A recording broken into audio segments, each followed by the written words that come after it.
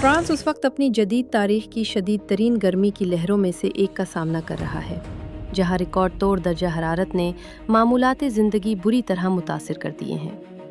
मुल्क के कई इलाकों में दर्जा हरारत 44 डिग्री सेंटीग्रेड से भी ऊपर चला गया, जिसके बाद हुक्काम ने इंतहाई दर्जे के हीट अलर्ट्स जारी कर दिए और लोगों को गैर ज़रूरी तौर पर घरों से बाहर ना निकलने की हिदायत दी। शदीद गर्मी के बायस पूरे फ्रांस में एसी और कूलिंग फ़ैन खरीदने की दौड़ लग गई। इलेक्ट्रॉनिक्स स्टोर्स पर सैकड़ों अफराद जमा हो गए, जहां वायरल वीडियोस में देखा गया कि लोग आखिरी दस्तयाब एयर कंडीशनर्स और पंखे खरीदने के लिए एक दूसरे से आगे निकलने की कोशिश कर रहे थे और चंद ही मिनटों में शेल्फ खाली हो गए। गर्मी से बचने के लिए लोग हर मुमकिन रास्ता इख्तियार कर रहे हैं।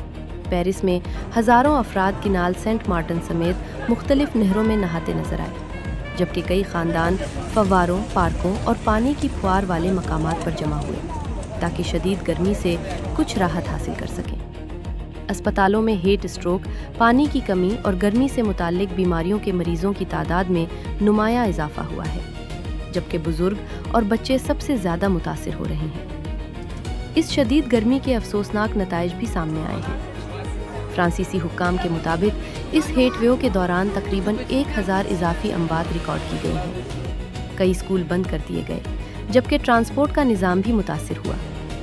माहिरीन मौसमियात के मुताबिक आने वाले दिनों में बाज़ इलाकों में दर्जा हरारत में कुछ कमी मुतवक्के है, लेकिन हुक्काम ने शहरियों को पानी ज़्यादा पीने, धूप से बचने और बुजुर्गों का ख़ास ख्याल रखने की हिदायत जारी रखी है।